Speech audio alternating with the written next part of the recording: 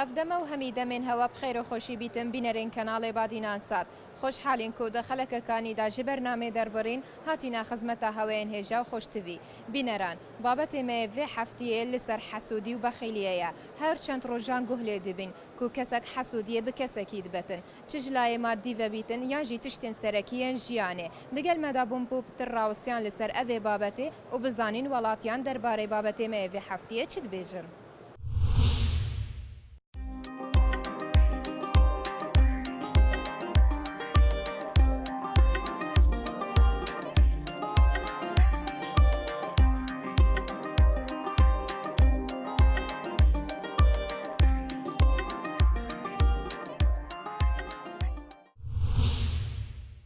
هەرچەند ڕۆژان ئەم گوه لێ دەبین و کەسێک حەسوودی یان ئەنکو بەخیلیە بە کەسێکی دەبێتن دیتناتە ئەگەر چییە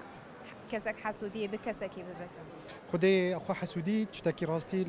پێغەمبەرێکی بەحسی کرد حەسوودی شتێکی خراپە ڕاستی بۆ الرخيمة القليمة دهوكي يعني بشكل عام الكردستاني همي مسلمة بشكل عام حسودية هي جبر ياك تظن ياك حالي نخوش بيت فقير بيت يدي بشكل جيراني وي وكيدي حالي خوش تربيت سيارة سيار بيت آخر موديل وجا حسودي هي راستي قالك هي المجتمع الكردستاني أو جي قالك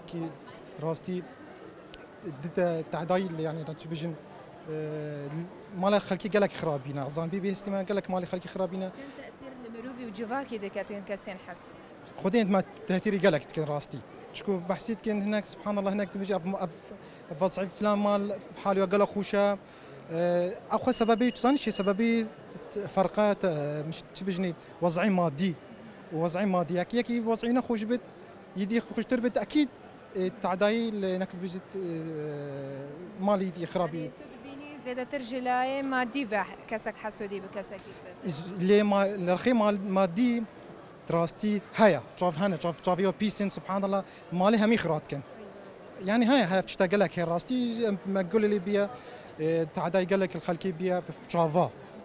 يعني هناك مال بصعب كان قال خوش بيفتين وضع تيك شو همي شوف هنا قال لك خرابن وكيدي احنا نوعا كيدي حسودي هكذا بيجي يي زانستي وخاندني او تشتكي نخرب او باشا يعني بجابيه حسستكم يعني هناك انا حسيت يمكن تشتكي شو لك باش بخاندني بكاركي باش بو خدمتك ملتي خوب كيت يعني تو تبين هفاليتا يباش بالزيرك بيت اختصاصي خوب شو لي خوب فيت شو لك طبيعيه تو حسالي بيكي بس فيت يعني شيء بهدف تشد فيت ام ممكن ام بحيث هاري كاربن ام ملتي خو باش باش كتن باش تلبكن بشولي حسدي بس بعلمي وشولي بس بو مادي اب خدي راستي خرابه وقال لك قد كسك حسودي بتبرية جيانا خدا حتما حسوديان بيبردي ما بس ايش زانيت مو خون اكيد نهات يبري من حسودي ما تو بردوا كلا بشت باسي كردي بزانه وحسودي بيبردي حتما قصاش دقرتوا هر كسي حسودي بيك شي بابا يعني بوي دياره زوري ما بقاته كلا دوات قصي كرد يعني تو لبيشي او لدواوا كسش لدوا قصي كردي يعني لسكردي حسودي بيبردي ومعنى كذا تولى بيشي أو لدواوية إنسان حسوده كان لقريزم دائما كم عقلا كم عقل بو ناقاته أو مستوى كخوي ديبي أو زفاري يعني جيانا أو شتي ناتواني بقاته أو شويني كأخوي مبستيتي ناتسارا باسي أو كسانة كجيشتين أو مستواي أو يا حسودي عالمة قسەی جوان دەکا ئەوەش هەر پەیوەندی بە حەسوودیە بەس ئەو دەربارەی فەقیری قسە دەکا لێیان پرسی فەقیری چییە بۆ هەیە دەوڵەمەندە هەیە فەقیرە وتی ئەو کەسانە فەقیرن کە لە عەقڵدا فەقیرن ئەگەنا هەموو کەسێکدا وەکو یەکە ئەوەی ئەقلی بەکاردێنی پێش دەکەوی ئەوەی ئەقلی بەکار نانی دوا دەکەوی ئەوانی بە پێش دەکەون حتما لە پێش دەبن ئەوانی لە دواوان حەسوودیان پێ دەبن ئەوەیە قەت حەسوودی بە کەسێک بریە ئەمە قەت حەسوودی بە کەس نابم کە بینیم کەسێک لە لووتکەیە محاوەلە دەکەم منیش وەکو ئەوم لێ بێ حەسوودی پێ دەبم بۆ ئەوەی دەڵێم خۆزگە من لە گوێ ئەو بامە ئەو زووتر چوو ینی ئەرینی و نەرینیژی هەیە ئاکید ئاکید حەسوودی پێدەبم بۆ ئەوەی منیش بگەمەوە مستەوای ئەو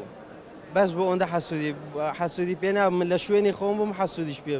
هەوڵ دەدەم منیش بگەمە شوێنی ئەو.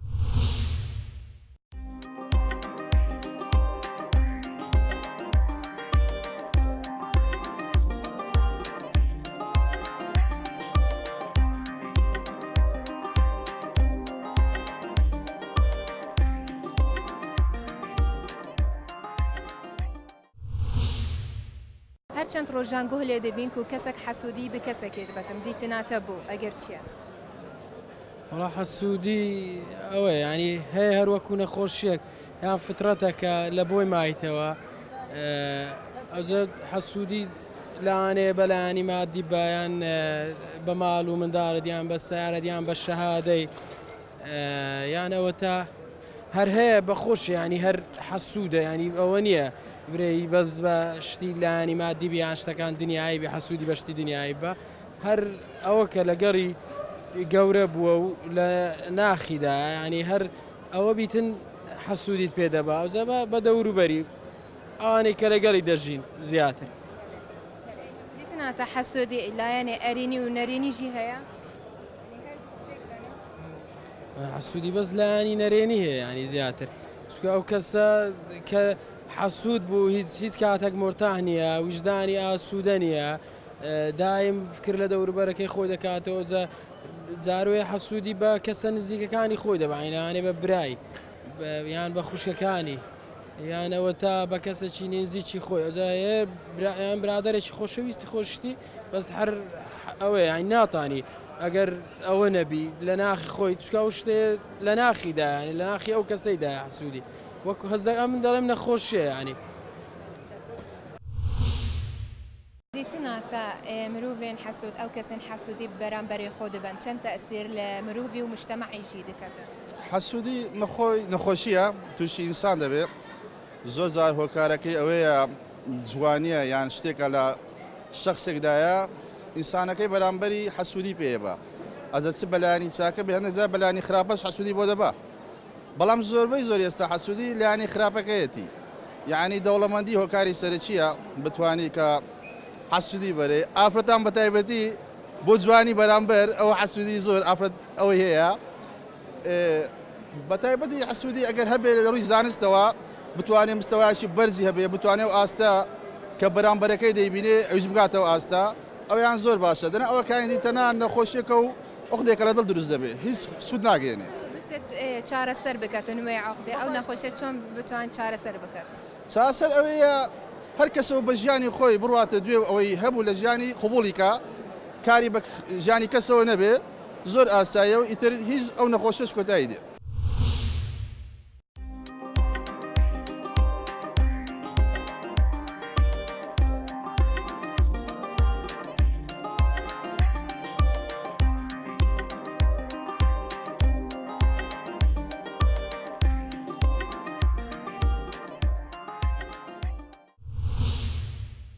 کەسێک هەبووە ژیاناتەدا حەسوودی بتە بریە؟ وایە حەسوودە بووە بە ئیشی خۆم حەسوودیان کردی زۆر ئەم بخۆم لە ئیشی دەرمایە دەکەم لا مەخزن ئیش دەکەم ئەوجە زۆر حەسوودە بوو ئیش بە ئیشی خۆم هەموو دەرێن ئیشت باشە و نازم چ بوو دوو سێ جار واستۆیشی بووم لە بە هەندی ئەرێ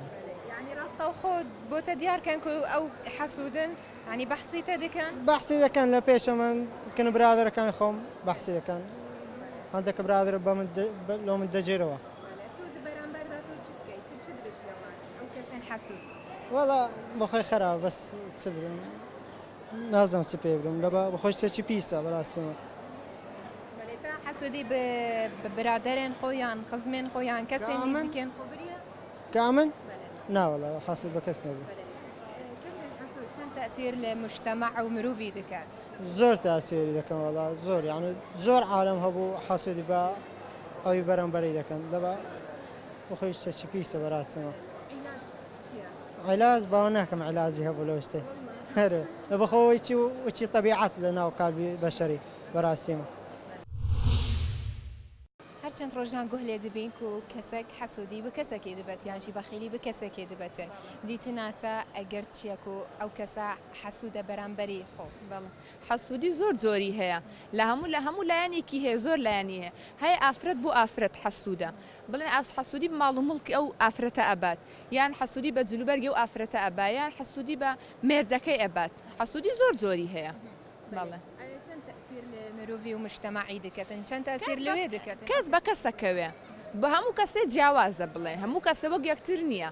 هەیە نایباتە سەرخۆی و جۆرە حەسوودیە هەیە ئیباتە سەرخۆی بەڵێ کەسێک هەبوو یا حەسوودی بتە بریە نانە نەخێر تۆ بڕوا ناکەم حەسوودی بریتناتە لایەنین باشی خۆی هەیە یان بەس تەنها خراپی هەیە وەڵڵا حەسوودی بە بڕای من لایەنی خراپە خراپە بەڵێ زیرەک بیتن و یەتی حەسوودی پێ ببەتن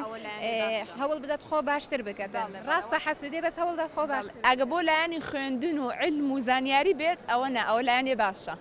بەڵێ ئەوە لایەنێکی باش خۆش بێ حیاتم ئەی تۆ کەسێک هەبوو یا حەسوودی بتە بری ناوەڵە حەسوود کەسێک نەبریە دەربە ینی زیرەک بیتن تا هەوڵ بدای خۆ لەوی زیرەکتر بکەی یانژی کار دکەتن توژی هەوڵ بدای کارێک لەوی باشتر ببینی ناوەڵە حەسوودیم بە کەس نەبردو حتا ئێستا ینی کەس حەسوودی بە من نەبردو لەبەرەوەی نەفەرێکین حتا هەموو نەفەری ئەمەی خۆشەیە ئەو کەسێن حەسوود بەرامبەری دگەل بەرامبەری خۆ پێتەڤە چ بێتەکردن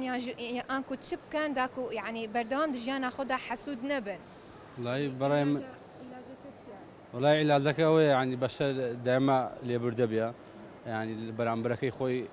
خۆش بوێ حەسوودی پێ نەبا لە هەموو شتێ باشترە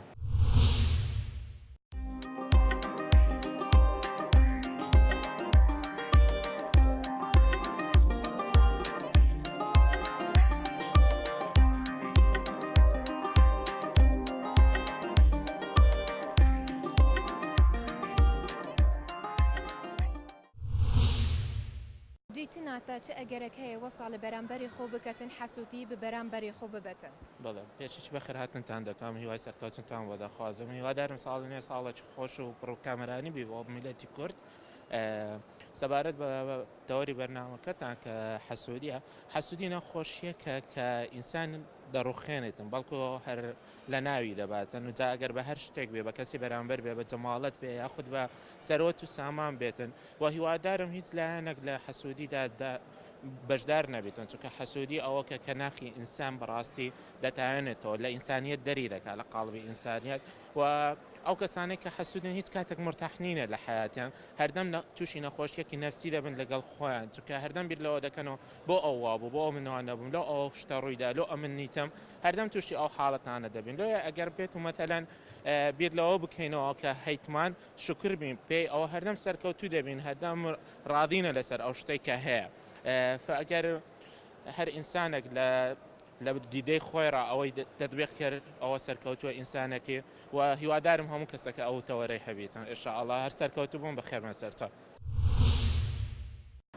هەرچەند ڕۆژانیان هەمی ڕۆژان گوه لێ دەبین و کەسێک حەسوودی ئەنکو بەخێلی بە کەسێکی دەبێتن بریتناتە بووچی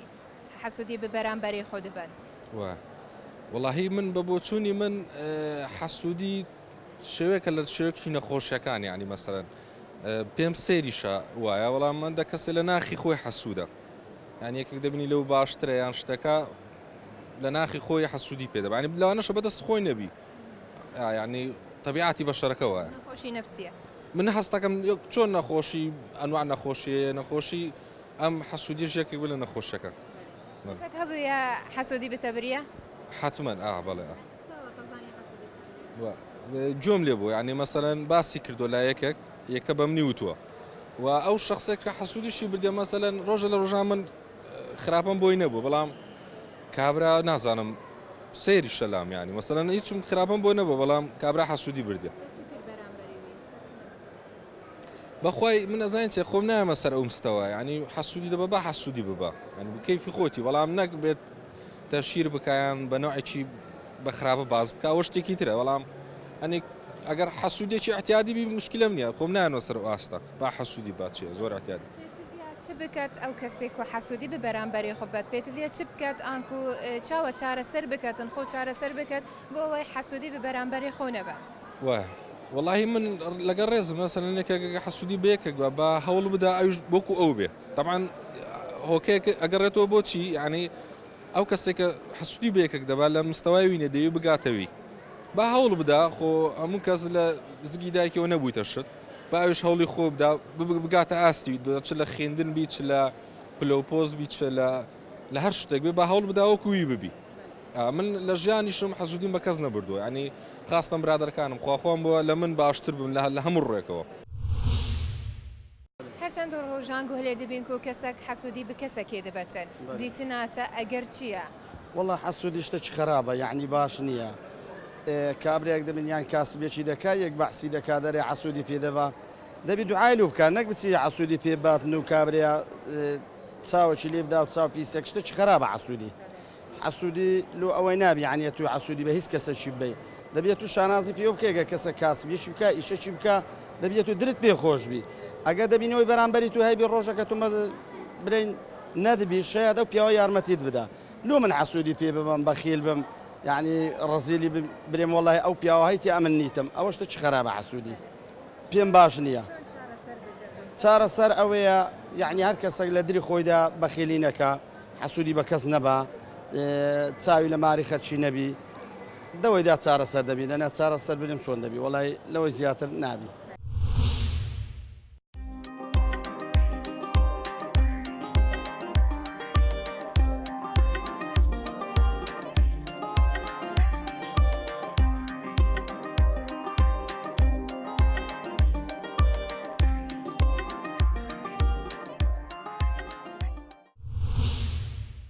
بینەرێن هێژە ئەڤێن هەوا دیتین چەندین بوو چوونێن وڵاتیان بوو دەربارەی بابەتێمەیە vê هەفتەیە هەتا هەفتەیەکا دی و بابەتێکی دیژی بەرنامێ دەربڕین بمینن شاد خاترە هەوا.